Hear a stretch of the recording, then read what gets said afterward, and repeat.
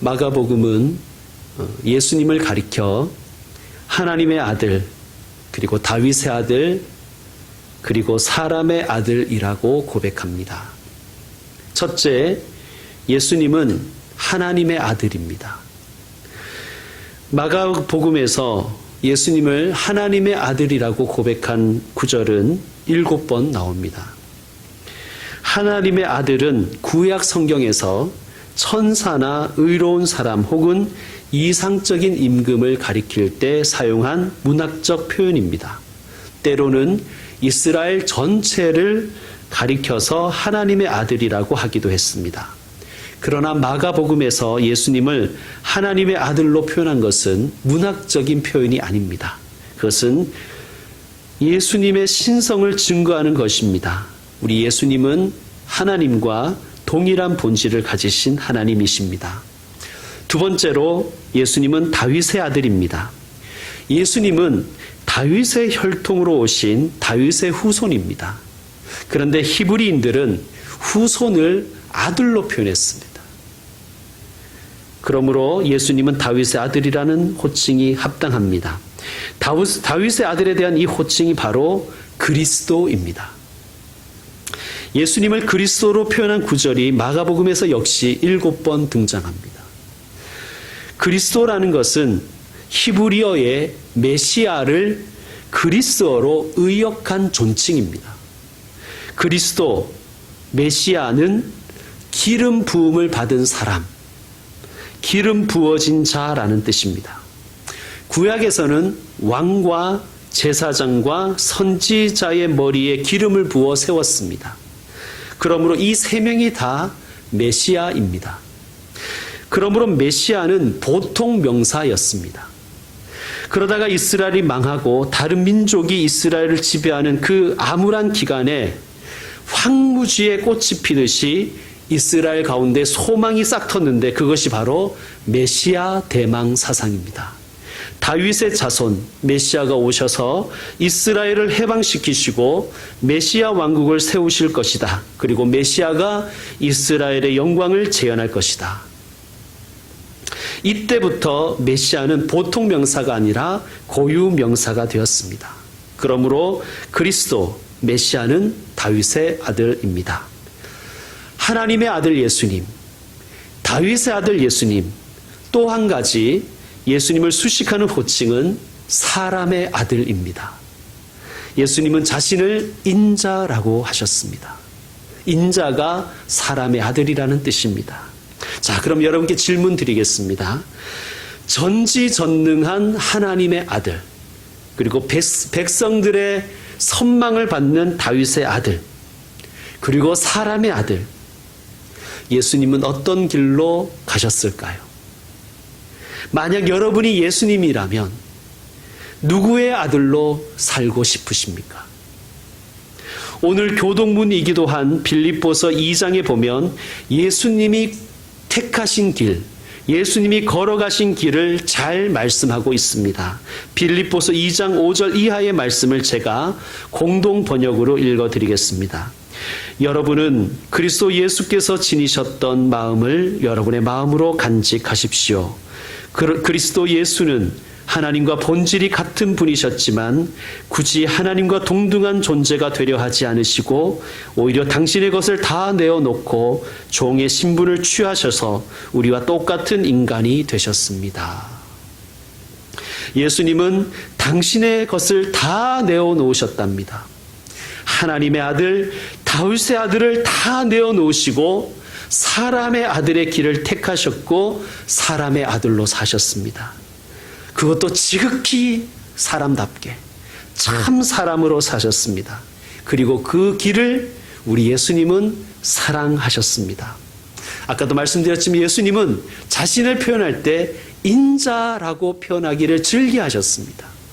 사람의 아들이라고 칭하기를 좋아하셨습니다. 자, 지난 주일에 말씀드렸듯이 1절은 마가복음 전체의 제목이라고도 할 수 있고 서문이라고도 할 수 있습니다. 하나님의 아들 예수 그리스도의 복음의 시작. 하나님의 아들이며 그리스도, 즉 다윗의 아들이신 예수님이 복음을 시작하셨는데 그 기초가 무엇인가 마가는 우리에게 들려주고 싶은 것입니다. 자, 그리고 이제 첫 번째 이야기를 이제 펼치는 거예요. 하나님의 아들이시며 다윗의 아들이신 예수님의 복음의 시작이 첫 번째 이야기가 정말 중요하지 않습니까? 그 이야기를 누구의 이야기로부터 시작하냐 하면 우리가 오늘 읽었듯이 세례 요한의 이야기로부터 시작합니다. 자, 4절 말씀 여러분이 다시 한번 읽어주십시오. 4절 시작.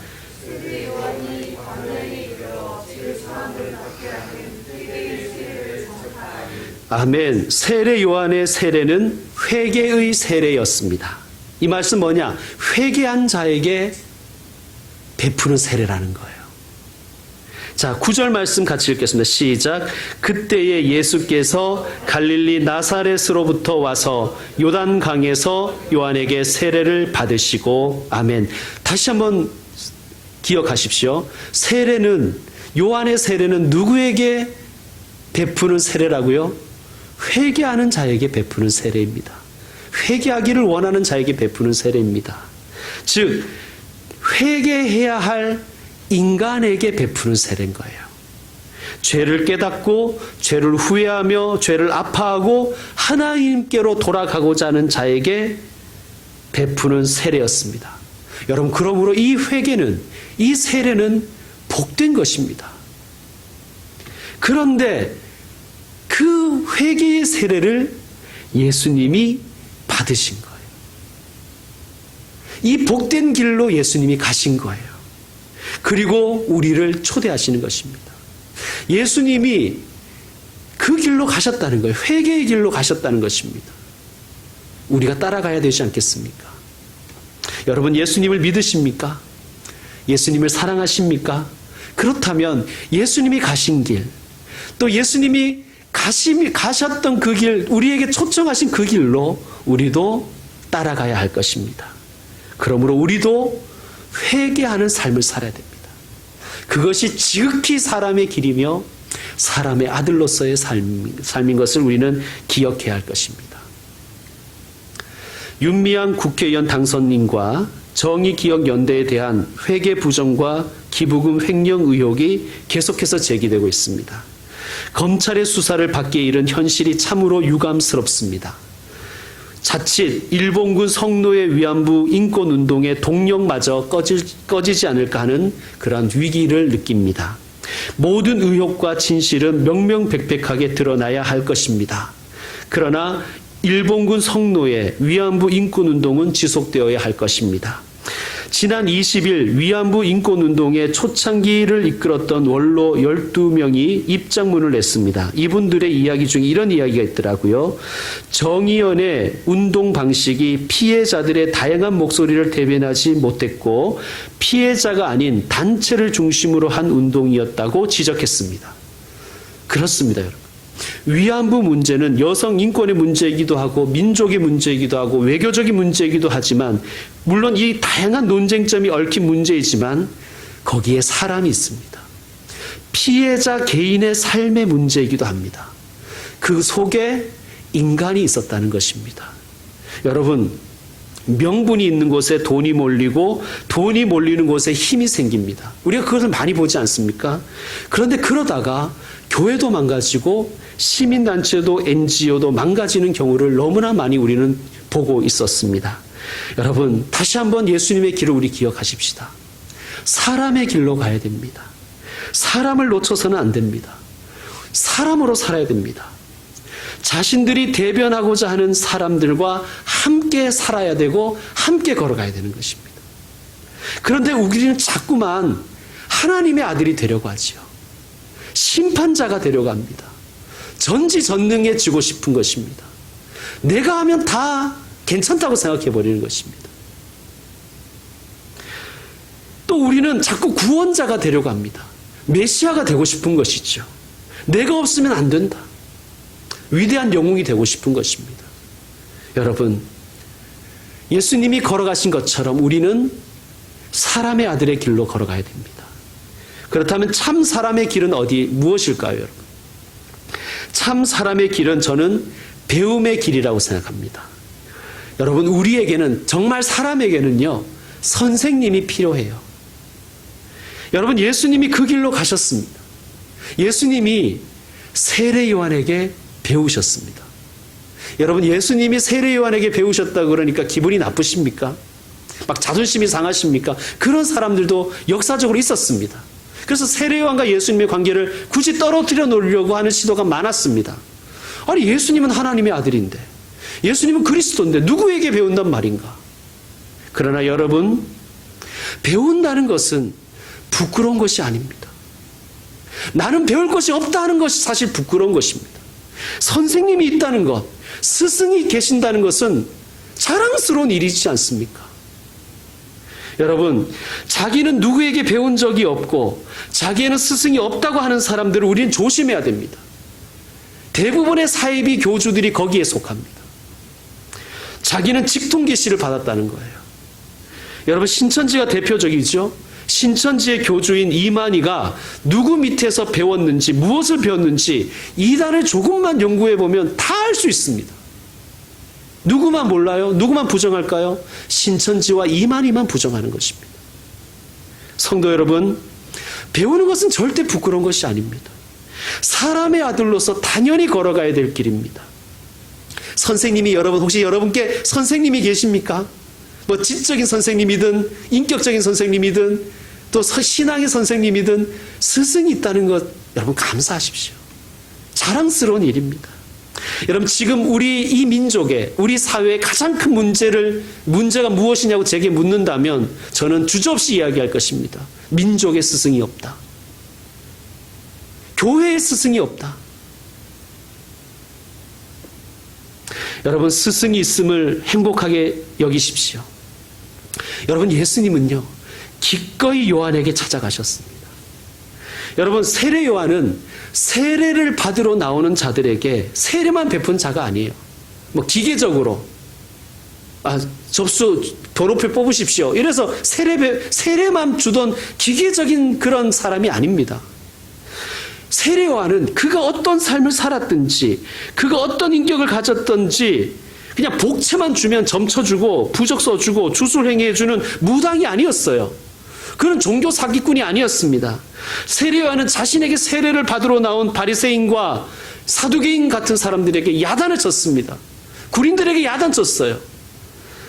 독사의 자식들아, 이게 심각한 욕입니다. 누가 너희를 가르쳐 임박한 진노를 피하라 하더냐? 그러므로 회개에 합당한 열매를 맺으라고 가르쳤습니다. 그 가르침을 받아들인 자에게 세례를 준 거예요. 여러분, 예수님은 이 가르침을 받았을까요? 안 받았을까요? 저는 받았다고 생각합니다. 그리고 그 가르침에 동의했다고 생각합니다. 그리고 예수님은 그 가르침만 본 것이 아니라 세례 요한이 자신의 가르침과 그 질책과 그의 삶이 일치하는가를 예수님은 보셨을 것이고 아셨을 것입니다. 그래서 예수님은 세례 요한에게 세례를 받으셨습니다. 예수님은 세례 요한을 이렇게 칭찬하셨어요. 세례 요한은 여자가 낳은 자 중에 가장 큰 자, 가장 위대한 자다. 여러분, 예수님이 하신 극찬이에요. 자, 예수님은 세례 요한에게 또 무엇을 배우셨을까요? 2절과 3절을 여러분이 다시 한번 읽어주십시오. 2절과 3절 말씀입니다. 시작.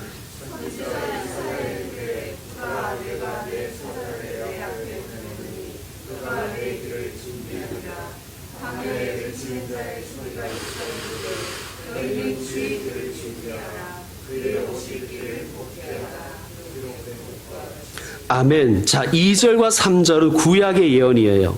근데 이 예언은 우리는 너무 잘 알고 있어요. 왜냐하면 이것이 세례 요한에 대한 것임을 우리는 그동안 배웠기 때문에 잘 알고 있습니다. 이건 세례 요한에 대한 예언이에요.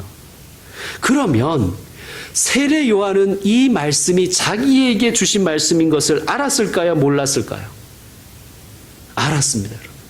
여러분, 유대인들을 우습게 보면 안 됩니다. 그들은 성경을 거의 외웠어요.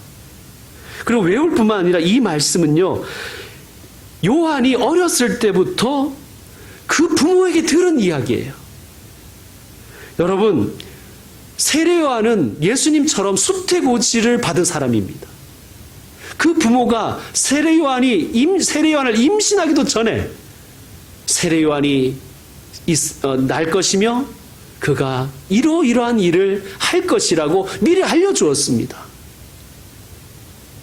자, 중요한 것은 3절 끝부분에 이렇게 되어 있습니다. 3절 끝부분을 보시면 기록된 것과 같이 세례 요한이, 여러분 다시 말씀드리지만 장절은요 성경 쓰여질 때부터 있었던 게 아니라 훨씬 후세에 약 1500년 후에 장절이 붙었어요. 인쇄업이 시작되면서부터. 그러니까 이거는 이렇게 읽어야 되는 거예요. 기록된 것과 같이 요한이. 요한은 기록된 것과 같이 살았다는 거예요. 여러분, 우리도 설교 듣고 설교하고 성경을 읽고 성경을 가르치고 성경 배우고 큐티도 하지요. 새벽 기도에도 같이 묵상합니다. 그런데 여러분은 기록된 말씀과 같이 살고 있습니까? 여러분, 이것은 제게도 던지는 질문입니다.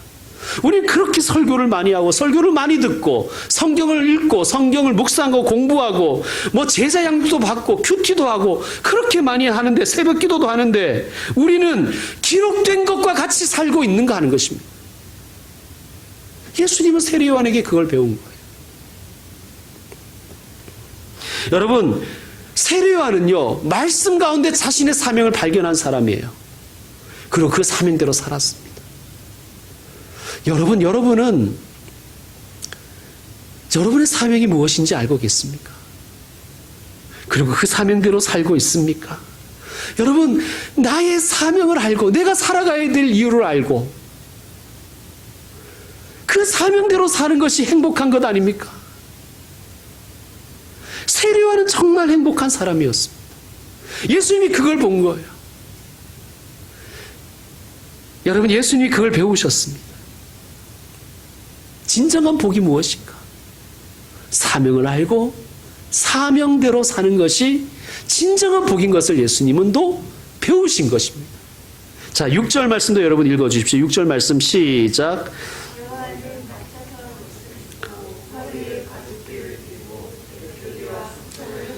자, 요한의 그 외모와 그가 뭘 걸치고 있는지, 무엇을 먹는지를 지금 굳이 얘기하는 거예요. 이건 우리가 언뜻 이게 이거 뭐 중요한가 싶은 거예요. 여러분, 사명을 모르는 사람은요, 사명의식이 없는 사람은요, 제일 중요한 게 뭘까요? 어디에서 살까? 뭘 걸치나? 뭘 입나? 뭘 먹나? 이게 제일 중요한 문제인 거예요. 그런데 요한은 그렇지 않았습니다. 요한이 어디에서 살았습니까, 여러분? 요한은 도시에서 산 것도 아니에요. 김포 한강 신도시 같은 도시에서 살지도 않았고 아파트에 살지도 않고 궁전 같은 집에 살지도 않았고 그는 빈들에서 살았습니다. 그리고 옷을 뭘 입었어요? 낙타털옷, 뭐 모피코트인가 이렇게 생각하시면 안 됩니다. 뭐 밍크코트 이러시면 안 돼요. 낙타털은요 주로 텐트를 만들 때 쓰던 재료인데 가장 가난한 사람들이 입던 그런 옷의 재료였습니다. 허리에는 뭘 둘러요? 가죽띠. 여러분, 그 사람이 무슨 액세서리를 하고 있는지를 보면 대충 그 사람의 그 수입이나 어떤 그 재산의 정도를 우리 대충 알 수 있잖아요. 그렇죠? 뭐 어떤 백을 들고 있는지, 손목 시계는 브랜드가 뭔지, 또 남자들은 특별히 있잖아요. 이렇게 이 슈트보다 허리띠가 뭘 하고 있는가 가만 보면 그 사람의 그 옷의 가치를 좀 알아요. 비싼 옷은 비싼 허리띠를 하게 돼 있습니다, 여러분. 비싼 양복 해 입고 뭐 이렇게 뭐 넥타이로 묶고 이러진 않잖아요, 그렇죠? 예. 허리띠를 보면 그 남자의 수입을 대충 알 수 있습니다. 여러분, 세례 요한의 허리띠가 뭐였다는 거예요? 유일한 액세서리가 가죽띠였습니다. 가장 싼 것이었습니다. 흔히 구할 수 있는 것이었습니다. 자, 그가 뭘 먹었어요?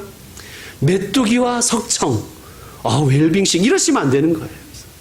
여러분, 혹시 메뚜기 먹어보셨어요?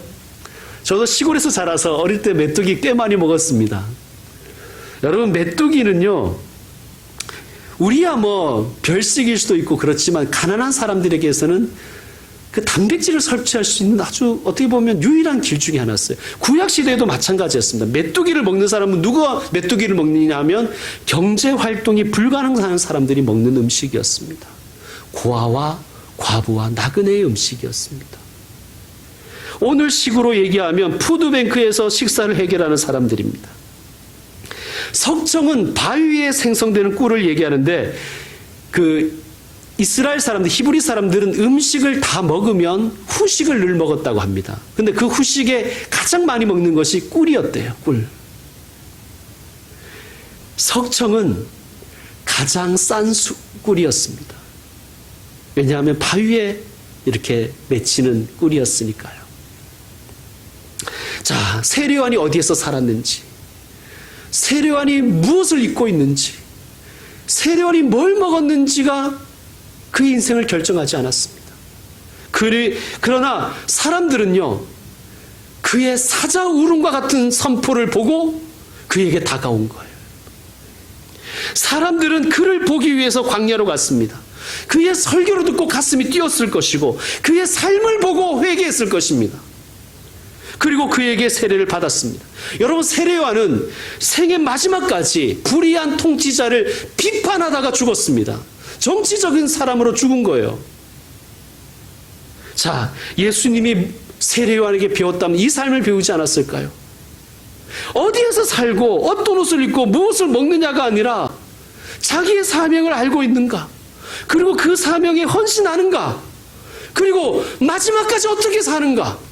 예수님 그것을 보시고 배우셨을 것입니다.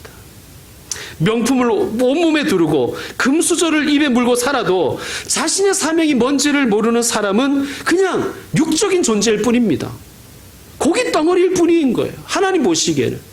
그 삶은 하루하루 그냥 생물학적인 생명을 연명하는 것 외에는 의미가 없는 거예요. 사랑하는 성도 여러분, 하나님께서 저와 여러분 각자에게 주신 사명이 있음을 믿으시길 바랍니다. 비교는 하지 마십시오. 난 왜 1달란트고 저 사람 5달란트냐? 그거 비교하지 마십시오. 우리 각자의 사명이 더 소중합니다.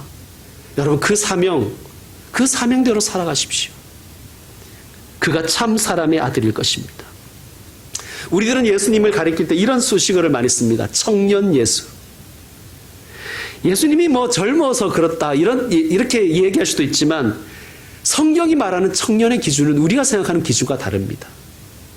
전쟁이 일어나면 나라에서 군대를 소집하지요. 징집하지 않습니까? 그때 나라의 부름을 받을 수 있는 사람은 다 청년이었습니다. 그러므로 청년이란 어떤 의미냐면 국가의 부름에 순종하는 사람이 청년인 거예요. 여러분, 우리는 하나님 나라의 백성 아닙니까? 하나님 나라의 사명을 우리에게 주셨다면 그 사명을 알고 그 사명에 순종하는 사람은 나이에 상관없이 청년입니다. 아무리 생물학적인 나이가 젊어도 사명의식 없으면 그는 청년이 아니에요. 미혼이 청년이 아니라 사명의식 가지고 사는 사람이 청년입니다. 반대로 나이에 상관없이 나의 사명을 알고 그 사명대로 살면 하나님 보시기에 청년일 것입니다. 사랑하는 성도 여러분, 평생 청년으로 사시길 바랍니다. 그리고 우리 청년으로 살아가십시다. 세례 요한은 예수님의 스승이었습니다. 이건 절대 부끄러운 것이 아닙니다. 예수님은 기꺼이 요한에게 청년의 삶을 배우셨습니다. 그리고 청년 예수로 사셨고 사람의 아들로 사셨습니다. 이제 말씀을 마무리하겠습니다. 지난 3월 한 달 동안 코로나19 파견 근무로 대구 동산병원에서 일한 어떤 간호사분의 이야기를 신문에서 읽었습니다. 이분은 대구에서 보고 들은 일을 공론화하기 위해서 글을 올렸는데 예상치 못한 반향이 일어나서 언론사 인터뷰를 많이 했다고 합니다. 그는 코로나19와 싸운 영웅, 천사 이런 수식어를 불편해했습니다. 이 간호사분이 이렇게 말합니다. 영웅이나 천사로 2주나 한 달은 있을 수 있어요. 희생하고 과로할 수는 있지만 과로하면 소진되는 게 사람이에요. 사람으로서의 간호사를 보여드리고 싶었어요. 거기서 사람이 일하고 있다고, 안전하지 않다고, 무섭고 힘들면 우는 평범한 사람이 거기에 있다고 말하고 싶었어요. 여러분, 예수님은 하나님의 아들이셨습니다. 그리고 예수님은 다윗의 아들로 태어나셨습니다. 그러나 지극히 사람의 아들로 사셨습니다. 이것이 예수 그리스도의 복음의 시작입니다. 복음의 기초요, 복음의 원리입니다. 여러분, 우리도 다 누군가의 어떤 집안에 누군가의 자녀로 태어났습니다. 금수저 물고 태어난 사람도 있고 흙수저로 난 사람도 있을 것입니다. 그런데 지금 중요한 것은 어떻게 태어났든지 예수님의 길을 본받아 살아가느냐 하는 것입니다. 그것이 더 중요합니다. 참 사람으로 사는 길, 우리의 길이어야 할 것입니다. 여러분, 스스로 하나님의 자리에 앉으려고 하지 마십시오. 물론 여러분은 그렇지 않겠지만 이것은 저에게 던지는 그러한 경고입니다. 스스로 전지전능해지려고 하지 말고 심판자가 되려고 하지 말고 사랑하는 사람이 되십시오. 다윗의 아들로 살려고 하지 말고 영웅이 되려고 하지 말고 지극한 인간으로 살아가시길 바랍니다. 그게 우리의 사명입니다. 또한 타인을 너무 하나님 자리에 앉히지 마세요. 영웅으로 축켜 세우지도 말고 그냥 사람으로 대접하면 됩니다. 사람으로 대우하고 사람으로 보상해 주면 되는 것입니다. 전사니 영웅이니 이런 말 안 붙이고 열정페이 주지 말고 그를 사람으로 대접하고 사람으로 대우하고 사람으로 보상하면 되는 것입니다. 또한 사람을 머슴 취급하는 사람들이 있습니다. 혹은 사람을 부품이나 소모품 정도로 취급하는 그러한 회사도 있습니다. 우리 그리스도인들은 혹 우리 그리스도인들이 경영하는 그러한 공동체는 절대 이런 사회적 구조에 동의해서는 안 될 것입니다. 끊임없이 문제를 제기하고 고쳐나가야 합니다. 예수님께서 인간 이하의 대접을 받았던 당시의 죄인들의 친구가 되어주지 않으셨습니까? 우리도 그 사람의 길로 걸어가야 할 것입니다. 하나님의 아들이신 예수님, 다윗의 아들로 태어나신 예수님은 사람의 길을 택하셨고 그 길을 걸으셨습니다. 그 예수님을 향하여 하나님이 이렇게 말씀하셨습니다. 오늘 말씀 11절 여러분 다시 한번 읽어보십시다. 11절입니다. 시작. 하늘로부터 소리가 나기를 너는 내 사랑하는 아들이라 내가 너를 기뻐하노라. 아멘. 예수님은 다윗의 아들로 태어났지만 사람의 아들로 사셨습니다. 그 예수님을 하나님이 이렇게 말씀하십니다. 너는 내 사랑하는 아들이다. 사랑하는 성도 여러분, 우리도 이 복음의 길을 걸어가서 하나님께서 주시는 이 귀한 칭찬의 말씀, 너는 내 사랑하는 아들이다. 너는 내 사랑하는 딸이다. 내가 너를 기뻐한다. 이 말씀을 듣는 복된 인생이 되시기를 주의 이름으로 축원드립니다. 기도드리겠습니다.